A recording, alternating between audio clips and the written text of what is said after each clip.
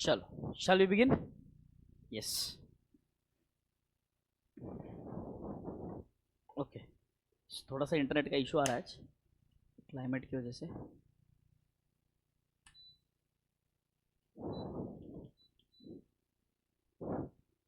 हाँ जी।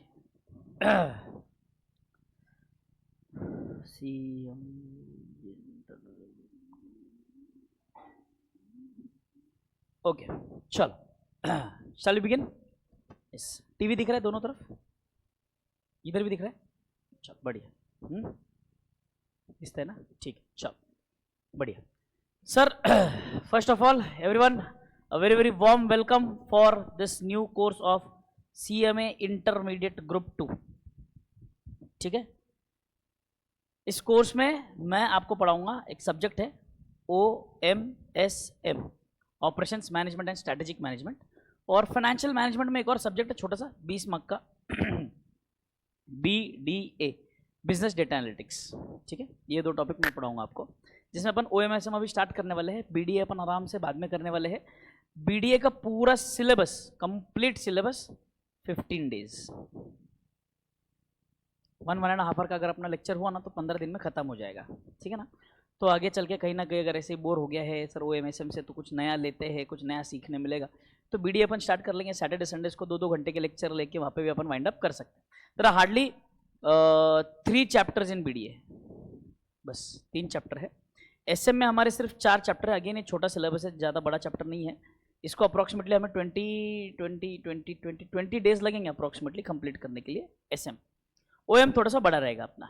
ठीक है, तो first let us understand the subject OMSM। BDA की चर्चा अपन फिर कभी करेंगे जब हम स्टार्ट करेंगे। ठीक है, चलिए सर। OMSM बेसिकली OMSM बोलते हैं यहाँ पे, बट 2 अलग अलग सब्जेक्ट है बेटे। OM is for, very good, operations management,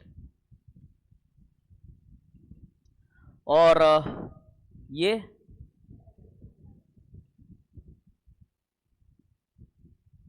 strategic management. ठीक है सर।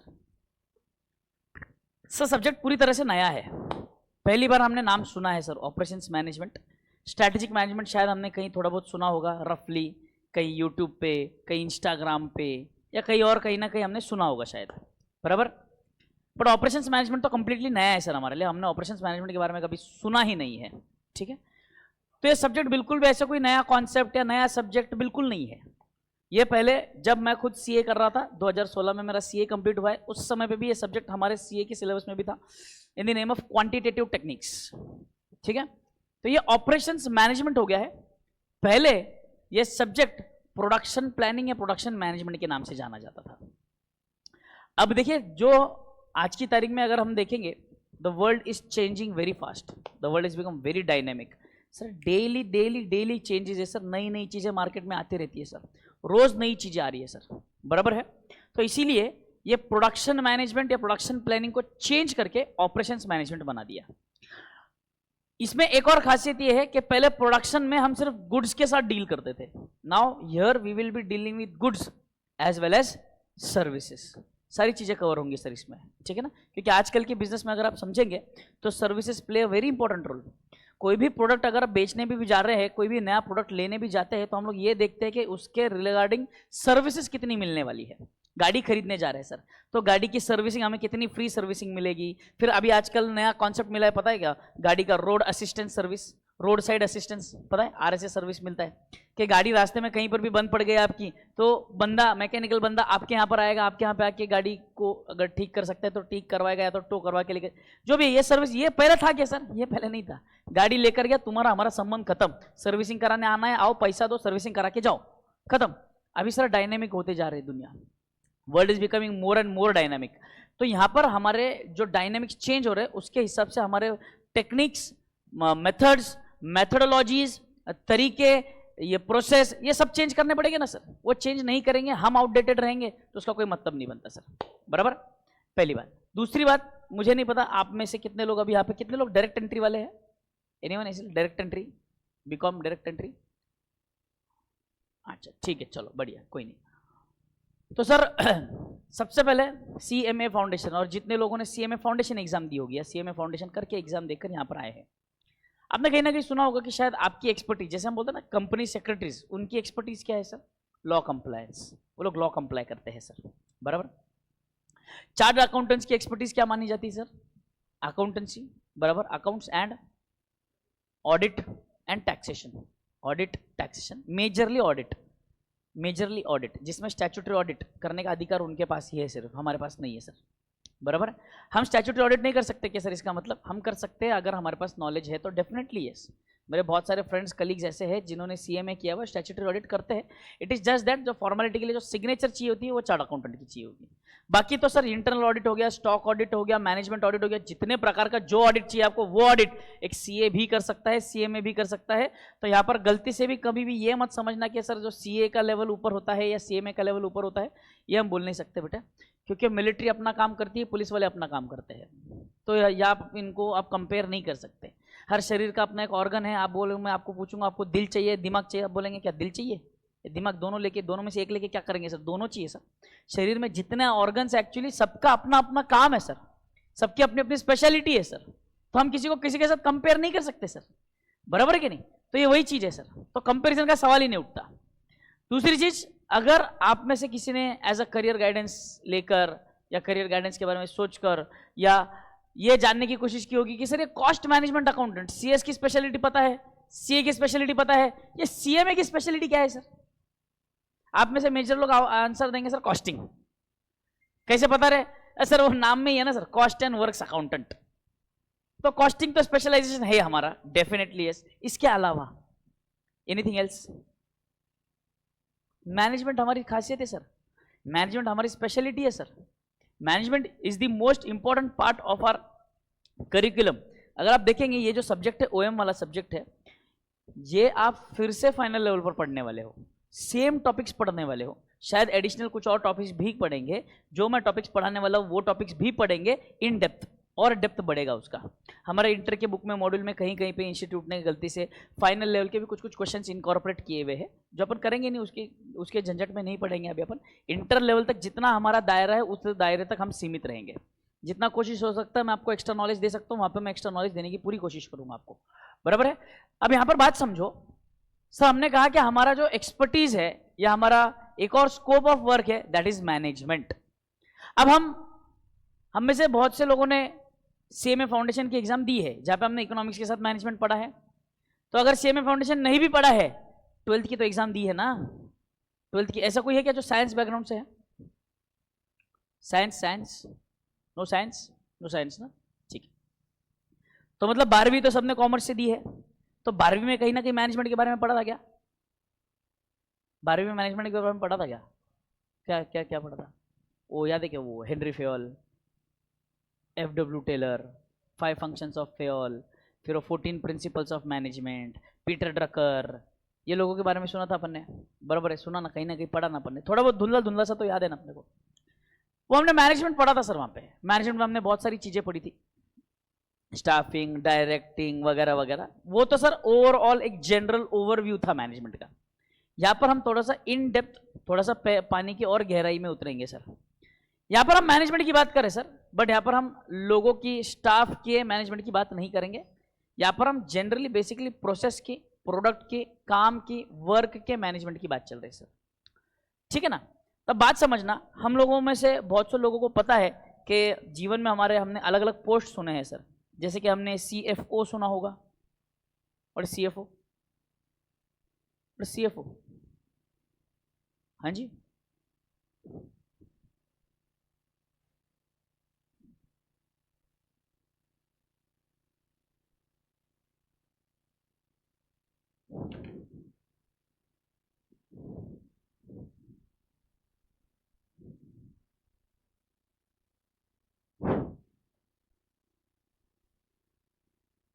हाँ जी बोलिए। CFO, what is CFO? हाँ हाँ, चीफ फाइनेंशियल ऑफिसर, अच्छा जी, चीफ एग्जीक्यूटिव ऑफिसर। और कोई ऐसा सुना है आपने? MD, मैनेजिंग डायरेक्टर, बराबर।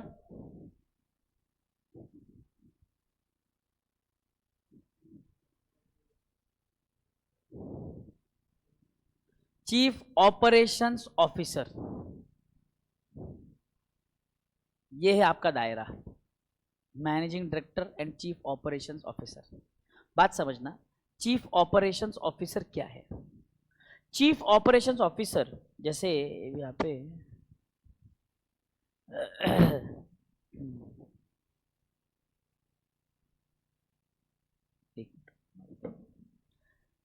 चीफ ऑपरेशंस ऑफिसर का काम क्या है sir? Chief operations officer, operations मतलब क्या है? ऑपरेशन सुना है कभी अपन ने? ओएम ऑपरेशंस मैनेजमेंट।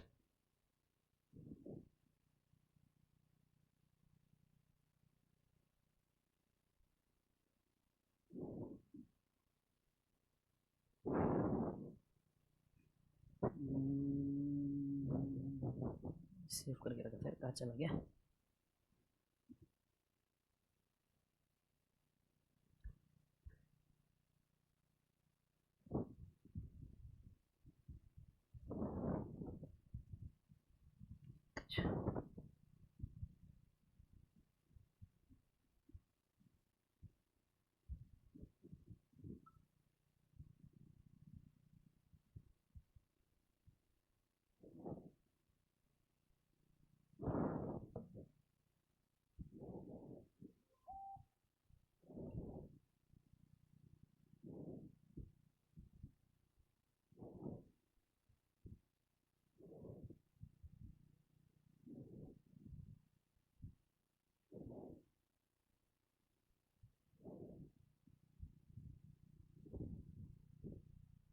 हाँ जी,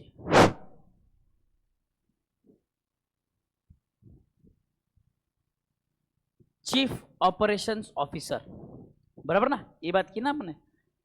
ऑपरेशन क्या है सर? सवाल ये है कि ऑपरेशन क्या है sir? What is operation? Operation management पढ़ने जा रहे हैं सर, ये ऑपरेशन है क्या sir? What is this operation? Operation मतलब सर किसी को पकड़ो, उसका पेट काटो? नहीं, फिर day to day activities, okay. Process, production process बोल सकते हैं अपन। और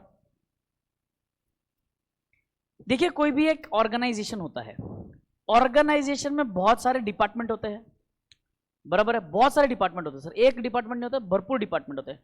और हर डिपार्टमेंट का अपना काम करने का तरीका है, हर डिपार्टमेंट का अपना ऑब्जेक्टिव, हर डिपार्टमेंट का अपना गोल है, बराबर है सर? प्रोडक्शन डिपार्टमेंट है, उनका काम है गुड्स प्रोड्यूस करना। सेल्स डिपार्टमेंट है, उनका काम है माल बेचना, ऑर्डर लेकर आना। सर एडमिन डिपार्टमेंट है, उनका काम है पूरा बैक एंड प्रोसेस संभालना। सर फाइनेंशियल डिपार्टमेंट है, उनका काम है पूरा पैसा मैनेज करना, बराबर है? इन सबके अपने अपने कुछ रोल्स है, इन सबके जो अपने अपने रोल्स है, उन रोल्स के चलते ये कुछ डेली बेसिस पे कोई ना कोई फंक्शंस परफॉर्म कर रहे हैं, कोई ना कोई फंक्शन परफॉर्म कर रहे हैं, कोई ना कोई काम कर रहे हैं सर। जैसे मान लीजिए अगर हम फाइनेंशियल डिपार्टमेंट की बात करें तो कहीं ना कहीं पैसा डिसबर्स हो रहा है, कहीं ना कहीं पैसा कहीं से आ रहा है, पैसा कलेक्ट कर रहे हैं, डेटर्स से कलेक्शन किया जा रहा है। बेसिकली हमारे लिए तो बिजनेस में मेजरली तो जो पैसा आता है सर वो डेटर्स से ही आता है। तो डेटर्स के साथ, डेटर्स के पास से जो कलेक्शन हो रहा है, सही समय पर कलेक्शन हो रहा है क्या, कितने समय में कलेक्शन हो रहा है, कोई डेटर दिक्कत दे रहा है क्या, ये कॉन्सेप्ट आ गया सर। इसके अलावा फाइनेंस डिपार्टमेंट में वहां पर सर बहुत बार पेमेंट्स जा रहे हैं सर, कभी लोन रेस कर रहे हैं, कभी लोन दे रहे हैं, कभी लोन का रीपेमेंट हो रहा है, बहुत सारी चीजें हो रही है सर, बहुत सारी चीजें, पैसा आ रहा जा रहा बहुत ज्यादा है सर। दूसरा प्रोडक्शन डिपार्टमेंट की बात करेंगे तो वहां पर सर रॉ मटेरियल प्रोक्योर करना है, रॉ मटेरियल प्रोक्योर करके उसको सही से स्टोर करना है, स्टोर करने के बाद सही समय पर उसको इश्यू करना है प्रोडक्शन के लिए। प्रोडक्शन में इशू होने के बाद प्रोडक्शन में सर मल्टीपल प्रोसेसेस होते हैं बहुत बार, कि भाई एक प्रोसेस नहीं है सर। जैसे मान लीजिए शुगर केन से शुगर बनाने जा रहे हैं आप, तो शुगर केन से शुगर बनाने जाएंगे तो शुगर केन क्या है सर? शुगर केन आपका रॉ मटेरियल हो गया। अब sugar cane raw material factory में आएगा, पहले उसको क्रश किया जाएगा, क्रश करके उसका जूस निकाला जाएगा, फिर वो जूस के ऊपर कुछ तो और बहुत सारे प्रोसेस होंगे, फिर उसको शक्कर बनाया जाएगा, फिर शक्कर से वो अपना नॉर्मल शक्कर बनेगा। तो लंबा प्रोसेस है सर, बट इतना है सर, सब एक साथ नहीं होता है, प्रोसेस स्टेप बाय स्टेप होता है। तो again these are one of the operations, many operations. Raw material procure करना ऑपरेशन हो गया, रॉ मटेरियल का स्टॉक मेंटेन करना ऑपरेशन हो गया, फिर बाद में इनका प्रोडक्शन करना, प्रोडक्शन करने के बाद उसको अवेलेबल करवाना। अब मार्केट में कब अवेलेबल होना चाहिए, कब अवेलेबल नहीं होना चाहिए, मार्केट में ना शॉर्टेज होना चाहिए ना एक्सेस होना चाहिए, बारीकियां अगर हम देखेंगे ना सर बहुत ज्यादा है। इन्हीं सब बारीकियों को कवर करने वाला ये सब्जेक्ट है ऑपरेशंस मैनेजमेंट।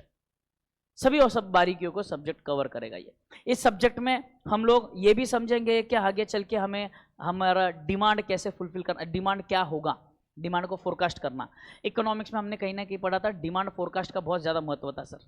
डिमांड फोरकास्ट करते थे हम सर। इकोनॉमिक्स छोड़ो, मैनेजमेंट छोड़ो, कॉमन सेंस लगाओ। अगर आप कोई नया स्टोर या कोई नई दुकान या कोई नया होटल या कोई भी नया बिजनेस चालू करना चाहते हो तो सबसे पहली चीज आप क्या कंसिडर करेंगे? क्या कंसिडर करेंगे सबसे पहले आप? सबसे पहले तो आप ये देखेंगे कि आपको प्रोडक्ट क्या बेचना है। बराबर, आपने तय कर लिया। भाई किसी किसी की इच्छा होती है सर मुझे होटल लाइन में काम करना है, कोई बोलता है मुझे सर कपड़ों के दुकान डालना है सर, कोई बोलता है मुझे प्रोडक्ट लाइन में फूड प्रोसेसिंग यूनिट में काम करना है। अलग अलग प्रोडक्ट है सर। आपने कोई प्रोडक्ट तय कर लिया, XYZ आपने तय कर लिया प्रोडक्ट। अब प्रोडक्ट तय करने के बाद अगला स्टेप क्या है आपका? अगला स्टेप क्या है? क्या देखेंगे आप?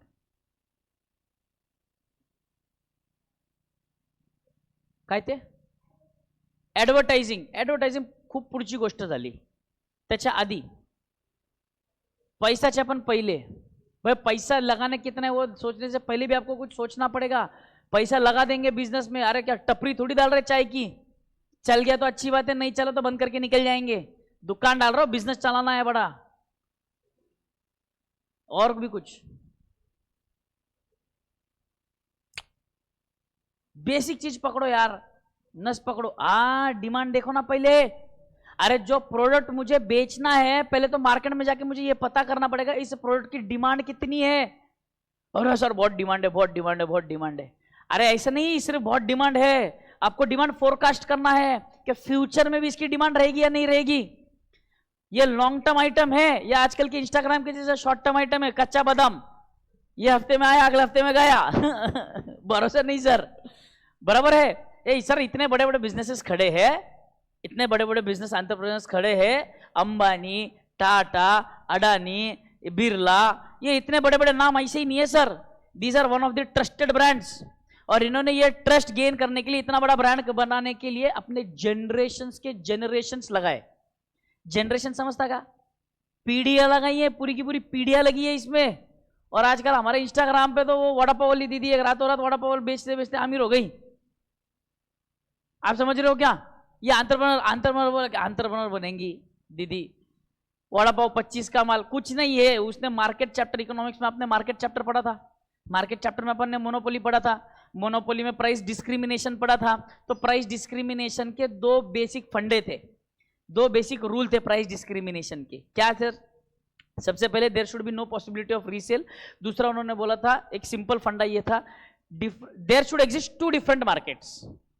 There should exist two different markets and both the different markets should have different elasticity of demand. तो कहीं पर उस प्रोडक्ट का डिमांड इलास्टिक होना चाहिए, कहीं पर उस प्रोडक्ट का डिमांड इनइलास्टिक होना चाहिए। अब मुंबई जैसे मार्केट में जाएंगे तो वहां पे वड़ा पाव की डिमांड बहुत इलास्टिक है। कोई 15 रुपए का वड़ा पाव बेच रहा है और दूसरा वाला 13 रुपए में बेच रहा है, तो 15 वाले को छोड़ के सब 13 वाले के पास भागेंगे। आप समझ रहे हो क्या? दिल्ली में वड़ा पाव का कॉन्सेप्ट ही नहीं है, वड़ा पाव मालूम ही नहीं है लोगों को। सबसे पहले उसने वहां पे मोनोपोली बना ली। वहां पर oh my God something new. आजकल लोगों को चुल छुटा हुआ है कुछ भी नया नया खाने का। चुल बोलते, खुजली बोलते, खुजली। कुछ तो नया खाने का है बोले, कुछ तो नया ट्राई करना है। कुछ तो नया खाने के चक्कर में पेट का कचरा कर लिया है सर। है वही वड़ा पाव है। वड़ा पाव के अंदर वो मेयोनीज भी डालेगा, चीज भी डालेगा, मिर्ची भी डालेगा, मसाला भी डालेगा, दही भी डालेगा, चाट मसाला भी डालेगा, सब कुछ डालेगा और बोलेगा ये समथिंग यूनिक इन पुणे। अरे काय दलिंद्र है, एड़ा बना रहे हैं तुम लोग। चूना बनाने का पैसा है, चूना लगाने का पैसा ले रहे हैं लोग, और लोग पागलों की तरह खा रहे हैं। गजब बात तो वो है सर, लोग खाते भी है। कैसे खाते हो तुम? कैसे खाते हो? हैं गाँव घर पे बैठ के तुम अगर आइसक्रीम, गुलाब जाम, दाल, चावल, चपाती, भाजी, सलाद ये सब मिक्स करके दो तो खाएंगे क्या? बाहर कैसे खाते फिर रहे? बाहर तो कुछ भी, किसमें भी, किधर भी कुछ भी जोड़ के दे रहे, कुछ भी जोड़ के दे रहे। और रिसेंटली बीच में यहाँ पे भी अपना ये चौक है ना, यहाँ पर एक होटल था, पाव वड़ा बेचता था वो। पाव वड़ा क्या बेचता था वो? Pav vada, very famous pav vada from Shirdi. Pav vada, मैं बोला पाव वड़ा कोई यूनिक कॉन्सेप्ट है, लेट्स ट्राई। मैं पाव वड़ा लेकर आया। वो क्या था मालूम है? Bread patties.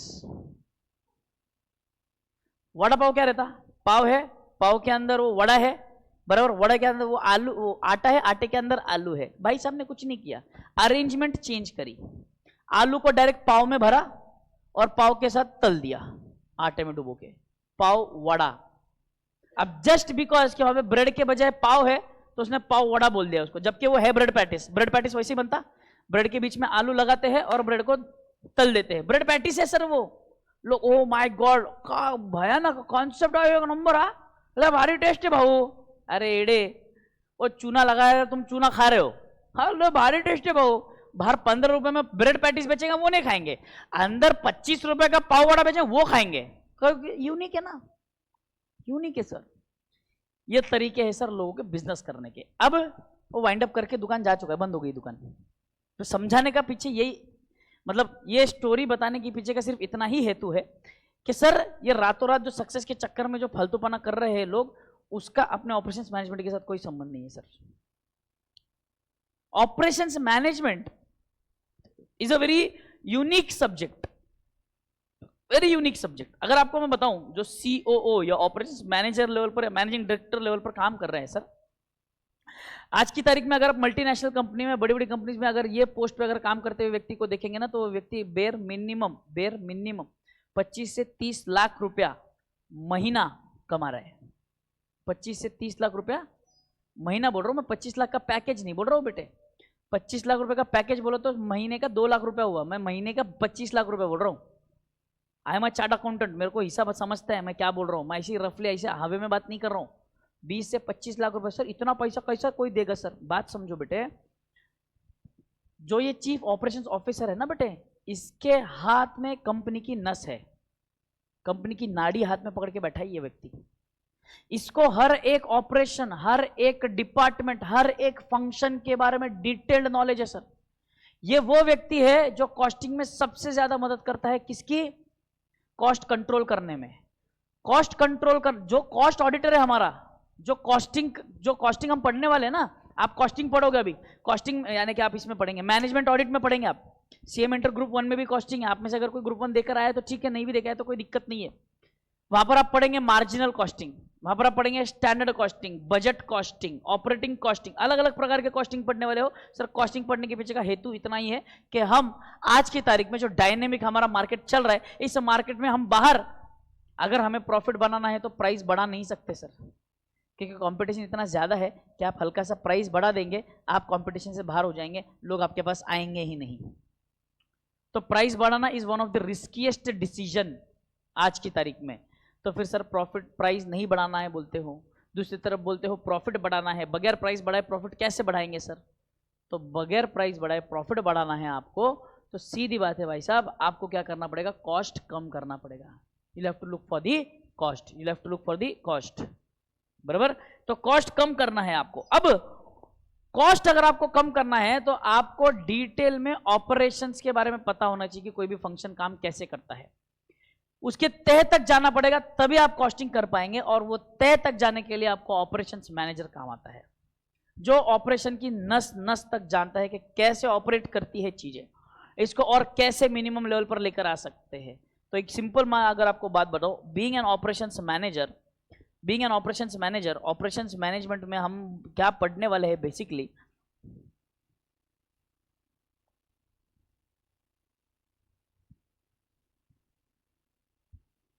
ये बुक में नहीं दिया हुआ है, ये मैं एक जनरल डिस्कशन कर रहा हूं आपके साथ।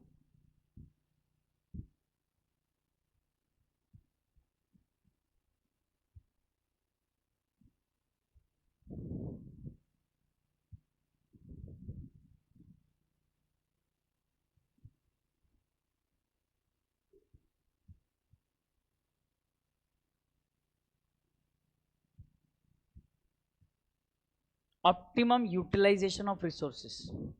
हम सर इकोनॉमिक्स में ये चीज फिर पढ़ के आए हुए हैं। लायनल रॉबिन्स का डेफिनेशन था scarcity based definition. Human wants are unlimited and to fulfil this human unlimited human wants we have limited and scarce resources having alternate uses. पढ़ के आए थे, नहीं पढ़ के आए थे? हाँ सर। लिमिटेड रिसोर्सेज है, अनलिमिटेड वांट्स है। इन लिमिटेड रिसोर्सेज की मदद से इन अनलिमिटेड वांट्स को हम जितना हो सकता है मैक्सिमम उतना हम सेटिस्फाई करने की बात कर रहे हैं सर।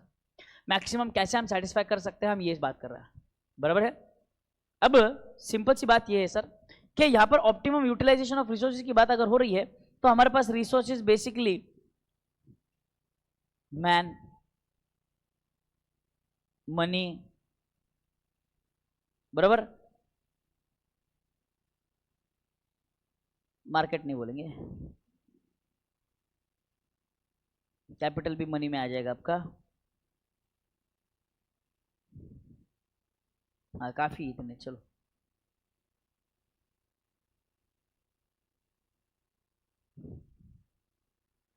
ये तो बेसिक रिसोर्सेज जो किसी भी ऑर्गेनाइजेशन में लगते हैं सर, लोग लगेंगे और पैसा लगेगा।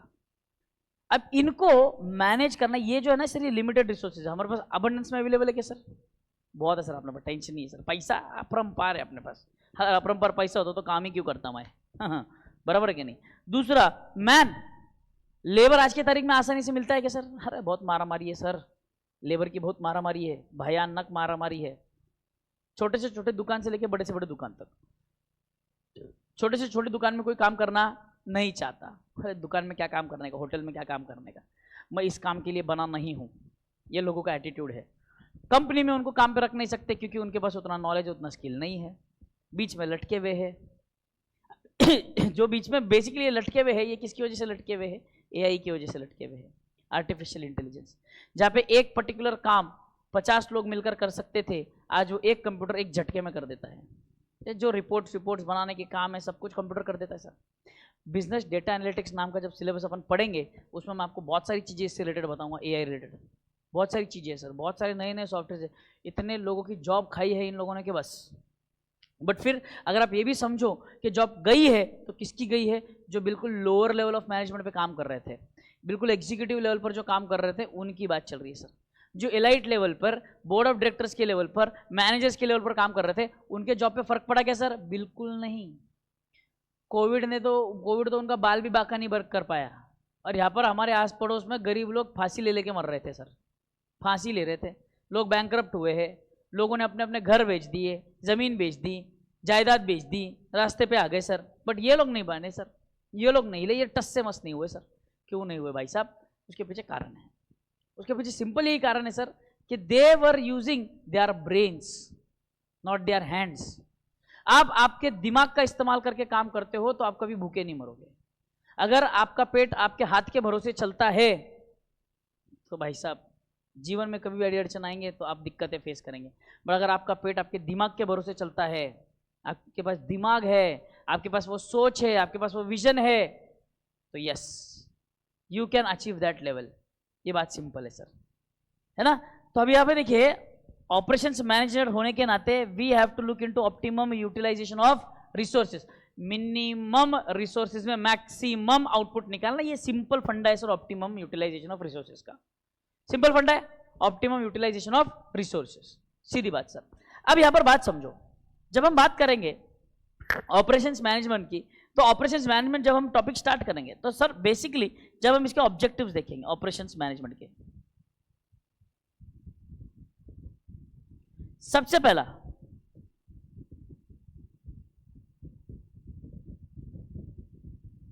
अबे आज लिखने की जरूरत नहीं, कल से मैं सब लिखवाऊंगा, टेंशन मत लो। कस्टमर सेटिस्फैक्शन सबसे important, customer satisfaction. Customer satisfy कैसे होगा और कब होगा? कस्टमर सेटिस्फैक्शन कैसे? कि आज की तारीख में अगर आप देखेंगे तो कस्टमर सेटिस्फैक्शन पे बहुत जोर दिया जाता है sir. Customer satisfaction is become one of the very very very important part. क्या है ये customer satisfaction sir? Doubt solving,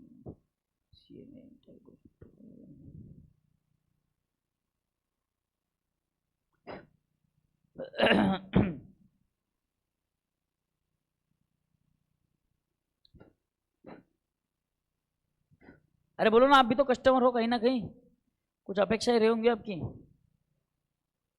हाँ, प्रोडक्ट क्वालिटी होना चाहिए, बराबर, और सर्विसेज अच्छी मिलनी चाहिए सर उनसे, आफ्टर सेल सर्विसेज अच्छी होनी चाहिए सर, बराबर। एक्सपेक्टेड प्राइस होना चाहिए सर, प्राइस सही मिलना चाहिए, रीजनेबल प्राइस। हम ये नहीं बोल रहे कि सस्ते में फ्री में दो हमको, प्राइस रीजनेबल तो लगाओ, ऐसे नहीं कि कुछ भी प्राइस चार्ज करोगे, रीजनेबल प्राइस तो लगाओ सर, बराबर। और क्या आपको ऐसे नहीं लगता कि प्रोडक्ट की टाइमिंग भी जरूरी है सर? टाइमिंग जब चाहिए तब अवेलेबल होना चाहिए सर। अरे जब मुझे जरूरत है तब अवेलेबल होना चाहिए ना, वरना फिर वो चीज कभी भी बाद में अवेलेबल हो, मेरे लिए उसका इंपॉर्टेंस है क्या? जब तक मुझे उसकी जरूरत नहीं है तब तक मेरे लिए, मेरे जीवन में उस चीज का इंपॉर्टेंस ही नहीं है सर। आप समझ रहे हो क्या? जब तक किसी वस्तु की मेरे जीवन में कोई इंपॉर्टेंस नहीं आती है तब तक मेरे लिए प्रोडक्ट वैल्यू नहीं करता सर। हाँ, बट जब मेरे समय पे जब मुझे उसकी जरूरत है तब वो अवेलेबल होना जरूरी है सर। अगर मुझे जब चाहिए तब वो प्रोडक्ट अवेलेबल होता है तो हाँ जी, ये प्रोडक्ट मेरे काम का है, this is the product which will satisfy customers, बराबर। अब सर मार्केट में नए नए प्रोडक्ट बहुत आते हैं, नई नई चीजें बहुत आती है मार्केट में। अब ये तो सर इनका नीड कैसे, ये इनका वांट कैसे क्रिएट करेंगे सर? इनका वांट कहां पर है सर मार्केट में? अब देखिए मार्केट में अगर आप समझेंगे तो लोग क्या करते हैं, जो जो बड़े बड़े बिजनेस स्ट्रैटेजीज है, अगर इनके आप मार्केटिंग स्ट्रैटेजीज वगैरह अगर आप देखेंगे तो they are trying to make you believe कि यू नीड दिस प्रोडक्ट। आपको ये दिखाना चाहते हैं कि ये प्रोडक्ट की जरूरत है आपको। कैसे सर? मैं एग्जांपल देता हूं आपको। क्या होता है, एक ग्रुप बताया जाएगा दोस्तों का, बराबर। उसमें एक दोस्तों का ग्रुप है जिसमें एक बंदा काला है, तो लड़कियों का ग्रुप आता है, उन सभी लड़कों के ग्रुप के साथ बात करता है, सबके साथ बात करते हैं, उस काले को छोड़कर सबके साथ बात करते हैं, बराबर है। अब वो काला वाला बुरा फील करने लग गया, उसको इनसिक्योरिटी, मेरा कोई दोस्त है ही नहीं, मुझसे कोई बात करना चाहता ही नहीं, साले इतनी देर से तुम लोग आपस में बात करते मस्ती करते खड़े थे, तेरे को वो नहीं दिखा। अब लड़कियां नजर आई, लड़कियां तेरे से बात नहीं करी, तो अब तेरे को ये फीलिंग आ रही कि कोई मुझसे बात नहीं कर, अब लोनली फीलिंग आ गई तेरे को, ठीक है ना? ठीक है, चलो वहां तक भी ठीक है, लोनली फीलिंग आ गई। अब लोनली फीलिंग आने का देखो बात समझो, ये क्या हो जाता है, ये हर व्यक्ति के अंदर एक कोई ना कोई खामी होती है सर। हर व्यक्ति किसी ना किसी चीज को लेकर इनसिक्योर है सर, बराबर है। कोई व्यक्ति काला है, किसी की हाइट कम है, किसी के बाल नहीं है, किसी को बोलने का तरीका नहीं आता, सोफिस्टिकेशन नहीं है, किसी को कपड़े पहनने का ढंग नहीं है। कोई व्यक्ति परफेक्ट नहीं है सर, बराबर है। कोई भी व्यक्ति परफेक्ट नहीं है, और हर व्यक्ति ने अपने आप को जैसा का वैसा एक्सेप्ट करना सीखना चाहिए। मुझे इतना समझता है, मैं ऐसा हूं भाई, एक्सेप्ट करना चाहते हो करो, नहीं करना चाहते हो जय श्री राम, आए तो वेलकम, नहीं आए तो गर्दी कम, एज सिंपल एज दैट। ये फंडा फॉलो करने का सर। बट नहीं, हमारे टीवी वाले क्या करेंगे, हमारे टीवी वाले जानबूझकर क्या दिखाएंगे, काला है फेयरनेस क्रीम चिपकाओ। भाई तुम ये समझो, अगर वो फेयरनेस क्रीम तुम दिन में 2 बार ब्रेड में लगा के भी खाओ तब भी गोरा नहीं होने वाले, नहीं होने वाले। तो आपकी जो इनसिक्योरिटी है, उस इनसिक्योरिटी को आपकी नीड बना देते हैं, और नीड बना के आपको प्रोडक्ट चिपकाया जाता है। अच्छा तुम काले नहीं हो, गोरे हो, अरे बट तुम्हारी बॉडी नहीं हो। फिर एक ऐड चलेगा, सब मुझे काड़ी कहते थे, फिर मेरे दोस्त ने मुझे ये कांदा लहसुन पाउडर दिया, फिर मैं बॉडी बन गई। बॉडी बनाते, बॉडी बनते बनते अचानक शक्ल कैसे चेंज होती वो नहीं समझा आज तक कभी। बॉडी बना रहा, शक्ल चेंज हो गई है सर बंदे की। और जैसे ही बॉडी बनी है, बस हमारे देश में क्या चाहिए, आसपास इर्द गिर्द लड़कियां चाहिए। बॉडी बनी, लड़कियां आएंगे, नहाएंगे लड़कियां आएंगी, सेंट लगाएंगे लड़कियां आएंगे, हर बात पे तो लड़कियां आ रही है। और बोलते हैं कि देश हमारा मेल डोमिनेटिंग कंट्री है। कहां मेल डोमिनेटिंग है भाई, सब तरफ पे तो लड़कियों की जरूरत है। लड़कों के प्रोडक्ट में भी लड़कियों की जरूरत है, लड़कियों के प्रोडक्ट में भी लड़कियों की जरूरत है। क्या कर रहे इंसान, बोलते हैं हमारा देश मेल डोमिनेटिंग कंट्री है। कहां से मेल डोमिनेटिंग कंट्री है भाई हमारा देश? हाँ जी, ये गजब चीज है, गजब है सर। तो आपकी इनसिक्योरिटीज को आपका नीड बना के आपको प्रोडक्ट चिपकाया जाएगा। ये लो, ये प्रोडक्ट है, तुम्हारे काम का है। तुम गोरे हो, हाँ, तुमको बॉडी है, हाँ, बट बात करने का ढंग नहीं है, स्पोकन इंग्लिश बस। अच्छा स्पोकन इंग्लिश भी आती है। अब बाल है क्या, सिर पे बाल है क्या, हाँ है, पीछे टक्कल दिख रहा है, हाँ हाँ थोड़ा सा तेल तेल तेल, अरे हर चीज चिपकाएंगे आपको, हर चीज चिपकाएंगे आपको। हाँ गजब है सर, इनसिक्योरिटी यूज करना है आपको, प्रोडक्ट चिपकाना है, सीधी बात है। ये आजकल जितने भी R&D होते हैं ना, बड़े बड़े प्रोडक्ट्स में जो रिसर्च एंड डेवलपमेंट होते हैं ना, ये रिसर्च एंड डेवलपमेंट समझना भाई साहब, ये प्रोडक्ट की क्वालिटी पे एक लिमिट, एक सीमा है, एक लिमिट है, वहां तक काम करेंगे सर। बट एक समय आने के बाद आप प्रोडक्ट में फेर बदल भी करेंगे तो कितना करेंगे, क्या चेंजेस लाएंगे सर। बराबर। इंस्टाग्राम पे आजकल बहुत, हर दूसरे रील के बाद इंस्टाग्राम पे ऐड चलता है, हर दूसरे स्टोरी के बाद ऐड चलता है। आज की दुनिया सिर्फ ऐड पे चलती है। यूट्यूब पे जाओ, पहले यूट्यूब पे फ्री था, कुछ नहीं था यूट्यूब पे, फिर यूट्यूब पे धीरे धीरे सिंगल ऐड आने लग गए, फिर धीरे धीरे स्किपेबल ऐड आने लग गए, फिर धीरे धीरे नॉन स्किपेबल ऐड आने लग गए। अब तो साला वीडियो चालू करो तो पहले 2 ऐड देखने पड़ते हैं, और 2 ऐड वो भी कभी कभी तो दोनों नॉन स्किपेबल ऐड आ जाते हैं। बोला भाई साहब, अच्छा नहीं पसंद, ऐड नहीं पसंद आपको, पैसा दो।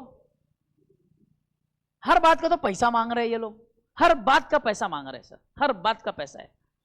तो ऐड, आज की तारीख में add add add advertisement advertisement, दुनिया भर सिर्फ एडवर्टीजमेंट ही हुआ है सर, सिर्फ मार्केटिंग है। तो प्रोडक्ट क्वालिटी पे फोकस कहीं ना कहीं थोड़ा सा हलता हुआ नजर आ रहा है, कम होता हुआ नजर आ रहा है। प्रोडक्ट क्वालिटी का असर आपको नजर आएगा। देखिए एक समय था आपके डैडी के पास, आपके घर वालों के पास, आपके दादाजी के पास, किसी ना किसी के पास आपने कभी देखी होगी गाड़ी, CD100, discover, Platina, passion, Splendor, ये गाड़ियां देखिए कभी गाड़ी। ये गाड़ी है ना, वो नोकिया का फोन के जैसा था, वो फेंक के मारे तो सामने वाला आदमी मरेगा और फोन को कुछ नहीं होगा। ये गाड़ियां वैसी है, पहाड़ से नीचे फेंक दो फिर भी चलेंगे साले। पानी कमर तक भरा होना उसमें भी गाड़ी चलती थी, वो पानी में डूबा हुआ है इंजन फिर भी गाड़ी चलती थी, वो फुर फुर फुर करके चलेंगे बट चलेगी। आज गाड़ी की इंजन को थोड़ा सा पानी क्या लग जाए, गाड़ी बंद है। आज घर आते जाते समय रोज कहीं ना कहीं हर एक सिग्नल पे कहीं ना कोई किक मारता हुआ दिखेगा, कोई तो स्टार्टर मारता हुआ दिखेगा। गजबात गाड़ियों में तो किक ही हट गई अब तो।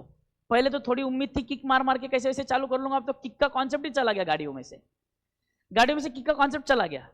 मुझे ये पता नहीं था, मुझे यह ध्यान नहीं गया ये सब चीज़ों का। मैंने एवेंजर ली, एवेंजर में मतलब नॉर्मल गाड़ी समझ के मैंने तो फटफट गड़बड़ में अपने को पसंद है उठा ली, लेके आ गया। एक बार बीच में गाड़ी चालू ही नहीं हो रही थी, फिर मैं बोला किक मार के चालू करता। मैंने मेन स्टैंड पे लगा, इस तरफ गाड़ी के यहाँ पे जाके देख रहा हूँ, बोला किक गायब, बोला किक ही नहीं हुई गाड़ी को, क्या ही किक मारेगा मैं। तो क्या करना पड़ेगा, धक्का ही मारना पड़ेगा। चुपचाप धक्का मारते लेकर गया, वो बैटरी का कुछ वायर वगैरह लूज हो गया था तो फिर वो लगवा के दे दिया। उसमें दुनिया भर का दिमाग को ताप है सर, वो सेंसर वेंसर लगा के दिए हुए है और इतने फालतू है।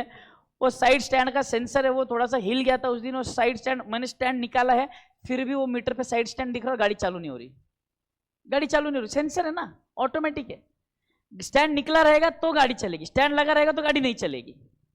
समझ में आ रहा है? ठीक है, ये कहीं ना कहीं सेफ्टी के एंगल से अच्छा है, बट प्रोडक्ट की क्वालिटी वाट लग चुकी है सर।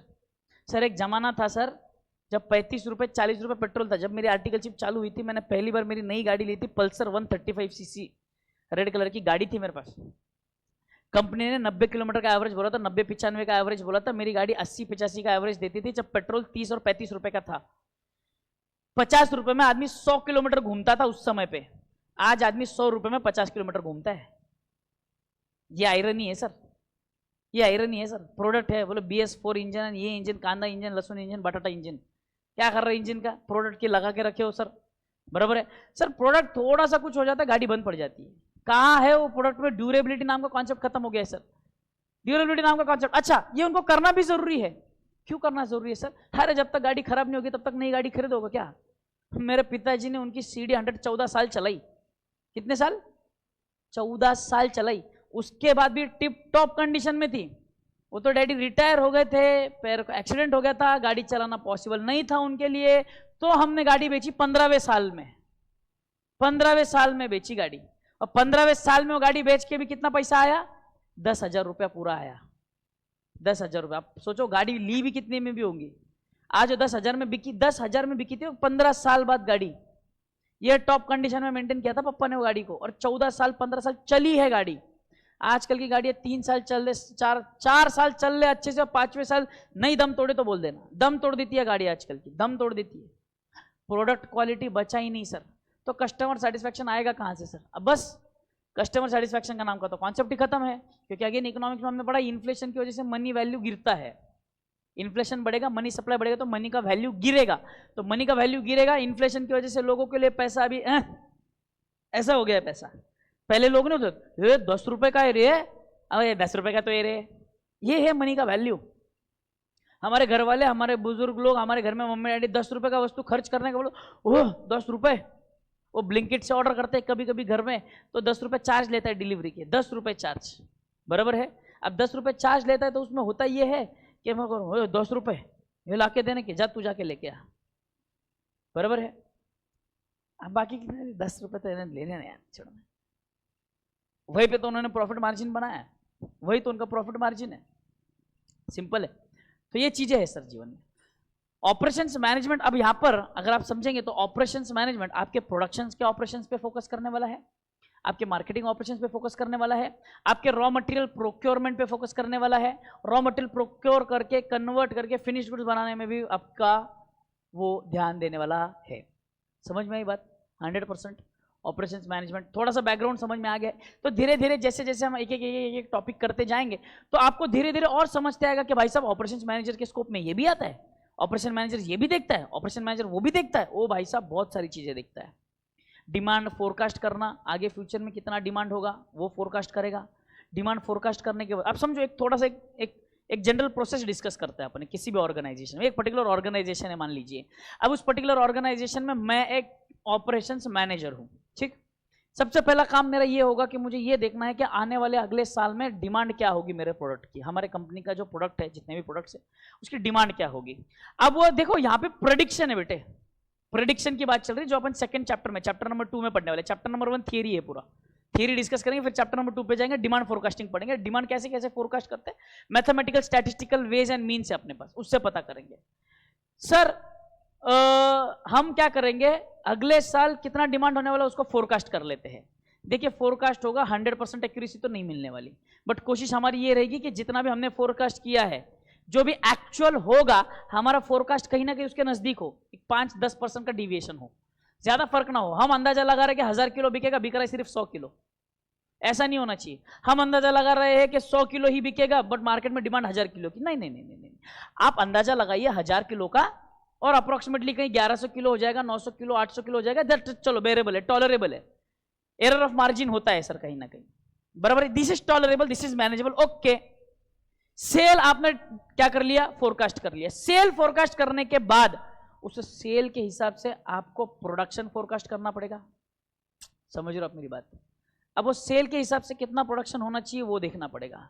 तो अब प्रोडक्शन देखने के लिए मुझे ये देखना पड़ेगा कि इतना इतना प्रोडक्शन लगने वाला है, कि इतने इतना प्रोडक्शन को कितना लेबर लगेगा, कितने मशीन्स लगेंगे, कितना रॉ मटेरियल लगेगा, कितने प्रोसेसेस लगेंगे, कितना समय लगेगा, हर चीज देखनी पड़ेगी सर। अच्छा तो इतना डिमांड है तो इतना रॉ मटेरियल चाहिए, भाई साहब मार्केट में इतनी रॉ मटेरियल की अवेलेबिलिटी है क्या, आप समझ रहे हो, रॉ मटेरियल की अवेलेबिलिटी है या नहीं है, उसके हिसाब से मैं डिसाइड करूंगा कि कितने ऑर्डर देने हैं, कितने ऑर्डर नहीं देने हैं, लॉट में ऑर्डर देना है, एक साथ परचेस करना है, उसमें भी दिक्कत है सर। रॉ मटेरियल एक साथ पूरा ऑर्डर करके रखूंगा तो रखूंगा कहां पे, जहां पर भी रखूंगा उसका कैरिंग कॉस्ट लगेगा सर। कैरिंग कॉस्ट लगेगा मतलब जहां पर मैं रखूंगा उसका भाड़ा भरना पड़ेगा सर, बराबर है कि नहीं। अरे यार तो एक काम करो सर, पूरा एक साथ मंगाओ, ऑर्डर मंगाओ, अरे ऑर्डर मंगाओ, ये ऑर्डर आया, यहाँ पे ऑर्डर आई है, यहाँ पर माल बिक गया, प्रोडक्शन मशीन ऐसी बंद पड़ी, क्यों, क्योंकि रॉ मटेरियल आया नहीं है, रॉ मटेरियल अवेलेबल नहीं है। मतलब ज्यादा ऑर्डर करो तो दिक्कत, कम ऑर्डर करो तो दिक्कत। तो ऑप्टिमम फिगर कहां पर है, वही तो ढूंढना है। लेबर, कितना लेबर लगाना है, कितना टेम्पररी लेबर होना चाहिए, कितना परमानेंट लेबर होना चाहिए। बहुत सारी कंपनीज में टेम्पररी लेबर होते हैं, पता है, कॉन्ट्रैक्ट बेसिस पे काम दिया जाता है, कॉन्ट्रैक्ट बेसिस पे बोलते जाओ। तो कॉन्ट्रैक्ट बेसिस पे उनको पता है ये हमारा सीजन है सर, ये हमारा सीजन है, ये सीजन में इतना इतना स्टाफ हमको लगता है, सीधी बात है। अपने भी क्लास में, अपने भी ऑफिस में बहुत सारा स्टाफ दिखेगा तुमको, बट ये टेम्पररी 2 महीने के लिए, 3 महीने के लिए। कुछ कुछ अपने पास परमानेंट स्टाफ है सर, जो पिछले 7 और 8 साल से काम कर रहा है, बट कुछ कुछ स्टाफ अपने पास ऐसा है जो आता जाता रहता है, कभी कभी रिपीट भी होते हैं, कभी कभी वो वापस नहीं आते हैं, वॉट एवर इट इज। तो रिक्रूटमेंट के समय अपन बोल के रिक्रूट करते हैं कि हमें चाहिए व्यक्ति सिर्फ 2 महीने के लिए या 3 महीने के लिए, हम बोल के लेते हैं कि भाई हमको 2 महीने या 3 महीने के लिए चाहिए, ये पीरियड है, ये सेल का पीरियड है सर। ये अभी हमारे 11वीं के एडमिशन चालू होंगे, यहाँ पे हमारे 12वीं के एडमिशन चालू होंगे, अभी आपका सीएमएंटर ग्रुप 2 का एडमिशन चालू हुआ। पिछले साल तो अपन ने सीएमएंटर ग्रुप 1 भी शुरू किया था, ग्रुप 2 भी शुरू किया था, इस बार अपन ने ग्रुप 1 शुरू नहीं किया। बोले यहाँ पे कोई जस्टिफिकेशन नहीं होता सर, फिर अभी हमने ग्रुप 1 कंप्लीट किया, ग्रुप 2 देंगे सर, ईमानदारी से, शिद्दत से, पूरा एक डेडिकेटेडली पढ़ाएंगे। वो मारा मारी होती है, भागा दौड़ी होती है, यहाँ भी पढ़ाओ वहाँ भी पढ़ाओ, बच्चों का टाइम क्लैश हो रहा है, ये हो रहा है, वो हो रहा है, वो हो रहा है, बच्चा बोल रहा है सर हमको सीएम इंटर ग्रुप 1 ही करना, सॉरी बेटा हमारे पास नहीं है, या तो रिकॉर्डेड अवेलेबल है या तो आप कहीं और जा सकते हो। We don't want to compromise on our services. ये हमने करके देख लिया लास्ट बैच में, ग्रुप 1 की भी बैचेस चल रही है, ग्रुप 2 की भी बैचेस चल रही है। अब हम भी तो खड़े इंसान भाई साहब, हम भी तो ठहरे आज इंसान है सर। आज की तारीख में आज अगर हम करंट पोजीशन आप हमारी देखेंगे तो आज के करंट पोजीशन में हमारे रेगुलर बैचेस, कुछ नए बैचेस भी शुरू हुए हैं और हमारे रिवीजन बैचेस भी चल रहे हैं। तो यहाँ पर ऑन एन एवरेज आज हर एक फैकल्टी 10 से 12 घंटा पढ़ा रहा है, लिटरली 10 से 12 घंटे की तो सिर्फ कोचिंग चल रही है सर, क्योंकि 2 सेपरेट बैचेस एक साथ चल रहे हैं सर। जून के इंटर की बैच आज पेपर है उनका, आज पहला पेपर है सीएम इंटर ग्रुप 1 का, बराबर। सीएम इंटर ग्रुप 1 का आज पेपर है। सीएमए फाउंडेशन के पेपर अभी 16 जून को होने वाले। तो सीएमए फाउंडेशन की मैं 2 बैच पढ़ा रहा था इतनी दिन से, रेगुलर बैच जो नई दिसंबर में देने वाली एग्जाम और जो पुरानी बैच जो जून में एग्जाम देने, इनके दोनों के बैचेस चल रहे हैं। शाम में उनके रिवीजन चल रहे हैं, दिन में इनके रेगुलर लेक्चर चल रहे हैं। सीए फाउंडेशन की भी 2 बैच चल रही थी सर, रेगुलर वाले जो जैन में एग्जाम देने वाले हैं, जो नए जो पुराने वाले जो अभी जून में एग्जाम देने वाले, 20 जून से एग्जाम है। CSWT की मैं 2 बैच पढ़ा रहा था, फिर से वहां पे 2 बैच हो गई, एक रिवीजन चल रही है और एक नवंबर में जो एग्जाम देने वाले उनकी बैच चालू हो गई है।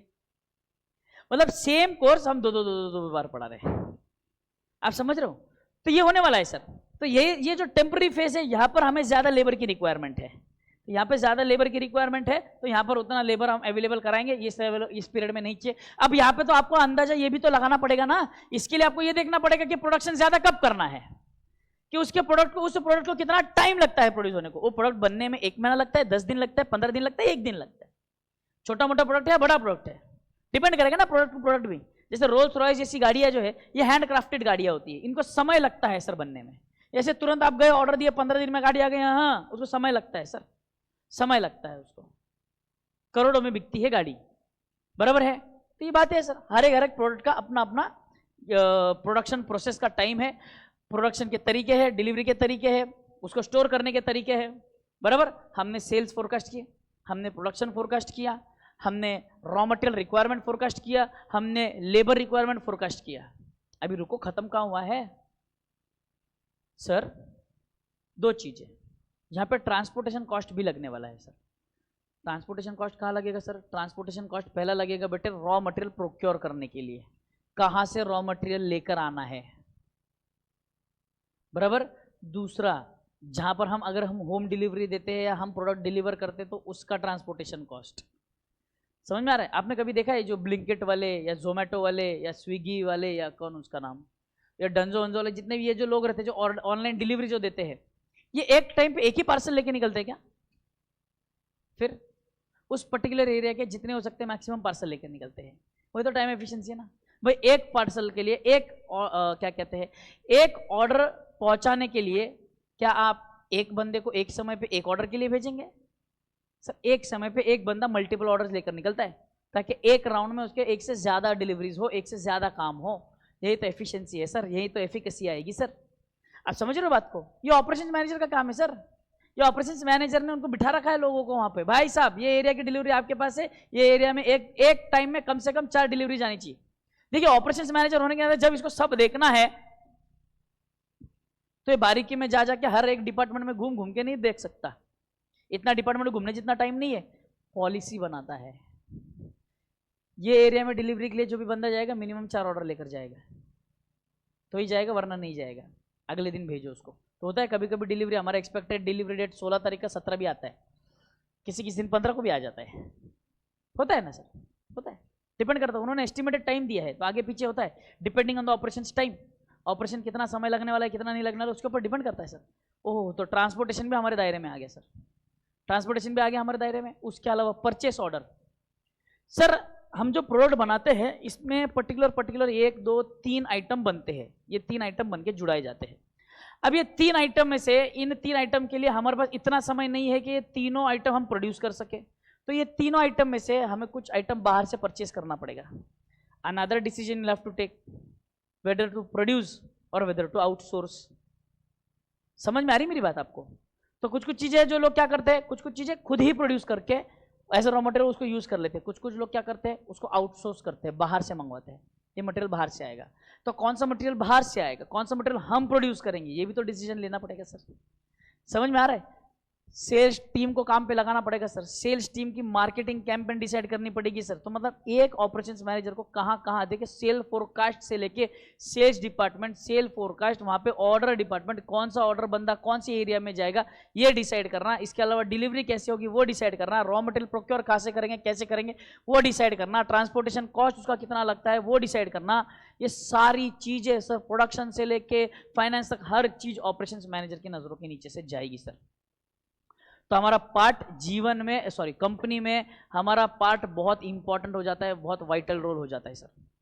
आप कंपनी की नस पकड़ के बैठे हो, बेसिकली आप ही कंपनी की नस हो, आपकी वजह से कंपनी जो है चल रही है। आपने वो प्रोसेस बिठा दिया है, ऑटोमेटेड प्रोसेस बिठा दिया है जहाँ पे कंपनी ऑटोमेटिकली काम कर रही है। आप जा जाके समय समय पर जो पॉलिसी आपने बनाई, देखिए ये चीज़ें आप रोज रोज डिसीजन नहीं ले सकते, इसलिए आपने पॉलिसी बनाई है कि इतने समय में ऑर्डर दिया जाएगा, ये लेवल पर आएगा तो ऑर्डर मिलेगा, यहाँ पे ये प्रोडक्शन के लिए इतने दिन जाएगा, प्रोडक्शन के लिए इतने दिन छुट्टी रहेगी, इतने दिन छुट्टी नहीं रहेगी, ये स्टाफ ऐसे काम करेगा, ये स्टाफ, ये आपने प्रोसेस बना दिया अभी, जिससे कि जो फ्लो है प्रोडक्शन का, यानी कि procuring raw material to production to delivery to collection, जो स्टार्ट टू एंड तक का जो फ्लो है बेटे, यहाँ पे आपने एक फ्लो बिठा दिया, एक प्रोसेस बिठा दिया। अब ये प्रोसेस सही से काम कर रहा है या नहीं कर रहा है, ये आपको टाइम टू टाइम चेक रखना पड़ेगा। और जैसे जैसी कंपनी की पॉलिसीज चेंज होती है, आपको देखना पड़ेगा कि कहीं ना कहीं किसी प्रोसेस में, किसी भी काम में हमें कोई चेंजेस लाने की जरूरत है या नहीं है, बराबर। तो ये सर बहुत एक ओवरव्यू हमने ले लिया एक ऑपरेशंस मैनेजर का, कि ऑपरेशन मैनेजर का काम क्या है क्या नहीं है, बराबर। अब मैं आपको बताऊं तो सिर्फ सब्जेक्ट के बारे में थोड़ा सा बताता हूं। OMSM सब्जेक्ट जो है बेटे, basically major part of it is theory, major part of it is theory. SM तो बट ऑब्वियस 100% थियरी है सर। SM जो आता है आपका 30 मार्क्स का आता है बेटे, और OM जो आता है, सॉरी चेंज हो गया है, OM अभी आपका 60 मार्क्स का हो गया है, और SM आपका अभी 40 मार्क्स का हो गया है। पहले 70-30 था, अब 60-40 हो गया है। ऑपरेशंस मैनेजमेंट की बात करूं तो ये थियरी प्लस प्रैक्टिकल है, SM पूरा थियरी है। OM SM में 20 मार्क का बेटा अप्रोक्सीमेटली आपके 20 मार्क के ऑब्जेक्टिव्स आते हैं, ऑब्जेक्टिव क्वेश्चंस आएंगे, बाकी 80 मार्क का पेपर आपका नॉर्मल पेपर रहेगा। OM के चैप्टर्स में total there are approximately 7 chapters. 7 chapters में से मैं आपको बोलूँ तो कंप्लीटली 2-3 चैप्टर तो ऐसे जो कंप्लीट थियरी है बेटा, कंप्लीट थियरी है चैप्टर्स, ठीक है ना। तो मेरी कोशिश ये रहेगी कि जो चैप्टर्स प्रैक्टिकल चैप्टर्स है, वो प्रैक्टिकल चैप्टर्स करते करते साथ ही साथ उनकी थियरी वहीं पे निपटा दूं मैं। जैसे अभी चैप्टर नंबर 1 है, इंट्रोडक्शन चैप्टर है, तो इंट्रोडक्शन चैप्टर है तो लेना जरूरी है, तो पहले चैप्टर तो यही उठाऊंगा मैं। चैप्टर नंबर 1 का इंट्रोडक्शन अपन खत्म करेंगे, ज्यादा समय नहीं लगेगा। इंट्रोडक्शन चैप्टर खत्म करने के लिए मुझे हार्डली 2 दिन लगेंगे बेटे। कल अपन स्टार्ट करेंगे इंट्रोडक्शन, परसों तक वाइंड अप कर दूंगा इंट्रोडक्शन चैप्टर के, ठीक है। उसके कुछ क्वेश्चन आंसर्स की PDF वगैरह मैं आपके साथ शेयर करूंगा। अभी तक के लिए फिलहाल, जब तक नोट्स आपके पास आते नहीं है तब तक आपको बस याद रखना है, जो क्वेश्चन आंसर्स रहेंगे वो आपको नोटबुक में लिख के लाना है, और वो क्वेश्चन आंसर्स आपको लर्न भी करना है। जो मैं टेस्ट लूंगा, टेस्ट में प्रैक्टिकल क्वेश्चंस भी होंगे, थियोरेटिकल क्वेश्चंस भी होंगे। थियोरेटिकल क्वेश्चंस लिखेंगे, लर्न करेंगे, क्योंकि ऑप्शन नहीं है सर। आप ये अगर समझेंगे कि सर ये तो स्कूल में किया जाता था लर्निंग, यहाँ पे कुछ काम का नहीं है, नहीं, यहाँ पे भी आपको लर्निंग करना पड़ेगा बेटे। OMSM टेक्निकल चैप्टर्स है, टेक्निकल चैप्टर्स में लर्निंग के अलावा आपके पास ऑप्शन नहीं है। ये लॉ तो है नहीं कि आप इंटरप्रिटेशन लेंगे, इंटरप्रिटेशन करके अपने मन से आंसर लिखेंगे, बराबर। ये कॉन्सेप्ट समझना जरूरी है, कॉन्सेप्ट समझेंगे तो लर्निंग आसान होगी, दैट्स इट, और कुछ भी नहीं, डन। तो OM के जो 3 चैप्टर्स होंगे थियरी, उसको धीरे धीरे वाइंड अप करते जाएंगे। कोशिश मैं करूंगा कि प्रैक्टिकल चैप्टर उठाऊं, और हम हफ्ते में 1 बार या 2 बार, जैसे सैटरडेज या संडेज को हम SM जैसे एक चैप्टर उठा के 2-2 घंटे का लेक्चर लेके SM के चैप्टर्स अपन वाइंड अप करेंगे। SM के चैप्टर्स अगर मैं आपको बोलूं तो वहां पे major part is discussion, discussion ही मेजर पार्ट है बेटे।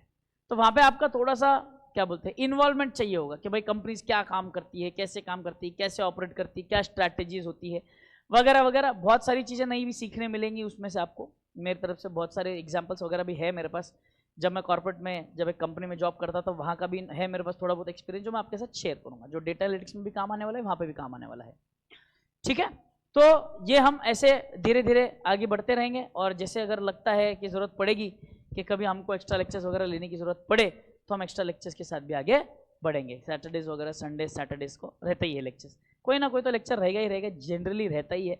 अभी मेरे ख्याल से सिर्फ ये मंथ अपन थोड़ा सा शायद नहीं रखेंगे, क्योंकि आज तारीख मेरे ख्याल से ऑलमोस्ट 10 है, 11 है, तो ये मंथ अपन थोड़ा एक्स्ट्रा लेक्चर्स, संडेज के एक्स्ट्रा लेक्चर्स नहीं रखेंगे, क्योंकि अभी भी बहुत सारे बच्चे जो है अभी आउट स्टेशन है, पुणे में आना बाकी है, किसी के बीकॉम की एग्जाम से, कहीं ना कोई किसी और का कुछ एडमिशन चल रहा है, कुछ भी चल रहा है, एक्सपाइजेड रीजन के से अभी अटके हुए बच्चे, किसी किसी के एडमिशन भी पेंडिंग है। तो मान के चलो जुलाई के फर्स्ट वीक से जब अपन स्टार्ट करेंगे तो फर्स्ट वीक ऑफ जुलाई से अपन थोड़ा सा फुल फ्लेजेड चलेंगे, ठीक है। सबसे पहली बात। दूसरी बात, मेरा एक रिक्वेस्ट रहेगा, आपका बैच दिसंबर वाला बैच है बेटे।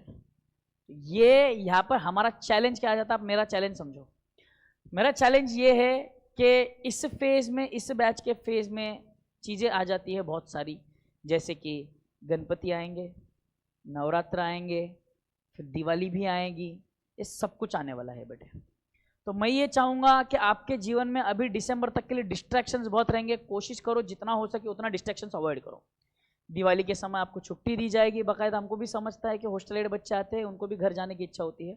कोशिश ये करो कि आपकी छुट्टियाँ या आपका घर जाने का जो कुछ भी है वो हमारे साथ पैरेलली अगर आप मैच करके कर सको तो ज़्यादा बेटर बेटे, बराबर। वो कोशिश करो, वो ध्यान रखो उन सब चीज़ों को। गणपति हो, नवरात्र हो, लेक्चर्स होंगे बेटे, लेक्चर्स होंगे। गणपति में अपने यहाँ पे 7 दिन की गणपति बैठते हैं। 7 दिन के गणपति में शायद एक दिन, जो पहला दिन जिस दिन गणपति बैठते हैं और आखिरी दिन जिस दिन गणपति का विसर्जन होता है, ये 2 दिन शायद लेक्चर्स नहीं होंगे, और बाकी के दिन तो लेक्चर्स होंगे, बराबर। तो गणपति के इसमें तो पूरा क्लास इन्वॉल्व रहता है, पूरी की पूरी अपने इंस्पायर एकेडमी, भाई वो CS हो, CA हो, CMA हो, 11th हो, 12th हो, सारे के सारे कोर्सेज के बच्चे सब अवेलेबल रहते हैं, सब इंदुलाल पर रहेंगे गणपति और बिठाने के समय और विसर्जन के समय, दोनों समय। तो ये 2 दिन अगर मैं आपको बताऊँ तो वो चीज़ें। उसके अलावा दिवाली में छुट्टी चाहिए, हफ्ता भर तो सबको छुट्टी मिलेगी, ऐसा नहीं कि हम छुट्टी नहीं देंगे, बिल्कुल, क्योंकि हम भी इंसान हैं, हमको भी घर परिवार है, तो हमको भी समय देना बनता है। बस इतना रहेगा कि जितना हो सके उतना क्लासेस रेगुलरली अटेंड करो, कंसिस्टेंटली, बिना छुट्टी मारे कोशिश करो, कोशिश करो। I know it is difficult, hostel एड बच्चों के लिए ज़्यादा डिफिकल्ट हो जाता है कि सर कैसे रह रहे हैं, कैसे वैसे रह रहे हैं, बट कोशिश करो बेटे, कंसिस्टेंटली लेक्चर्स अटेंड करो। मेरी कोशिश ये, देखो मैं आपको फ्रैंकली बोलता हूँ, रिवीजन में अपन तो लेंगे ही, बड़ा बात समझो, कहीं ना कहीं मेरे लिए ये चीज़ें है कि रिवीजन भी मैं लूँगा तो कहीं ना कहीं यूट्यूब पे फ्री जाएगा बेटे, बराबर है ना, यूट्यूब पे फ्री जाएगा रिवीजन। तो यूट्यूब पे फ्री रिवीजन जाएगा तो वहाँ पर मेरे पास अपना एक दायरा, एक लिमिट है। I cannot give everything free on YouTube, आप भी ये समझो। पर अगर सब मैंने यूट्यूब पे फ्री में ही देना है तो आप लोग क्या पागल हो जो यहाँ पे पैसे भर के एडमिशन लिए हो? पागल हो आप लोग? नहीं, बराबर है ना। तो आप में और उनमें फ़र्क होना चाहिए ना, तो वो फ़र्क आपको नज़र आएगा। रेगुलर बैच में the number of questions we will be solving, number of test we will be taking, ये सारी चीज़ें कंसिडर होगी। और मेरी एक आदत है, मैं जनरली एवरी सैटरडे को टेस्ट रखता हूँ। मेरे टेस्ट मिस करने की गलती मत करना। मेरा टेस्ट अगर आपने मिस कर दिया तो आप शायद वो जो चैप्टर चल रहा है वो पूरा चैप्टर मिस कर जाओगे, मैं आपको पूरा चैप्टर अटेंड करने नहीं दूंगा। ये है मेरे टेस्ट को लेके थोड़ा सा सीरियस रहना आपको, ठीक है। मेरे ही नहीं, मैं तो इन जनरल बोल रहा हूँ, बट बाकी सभी सब्जेक्ट के लिए हमको तो पूरा ग्रुप क्लियर करना है सर, हमको सिर्फ OMSM थोड़ी ना क्लियर करना है, हमको तो पूरा ग्रुप क्लियर करना है। तो इन सब चीज़ों का ध्यान रखेंगे बेटा, done. So we will be meeting tomorrow, same time same place. Thank you, take care, bye bye, enjoy.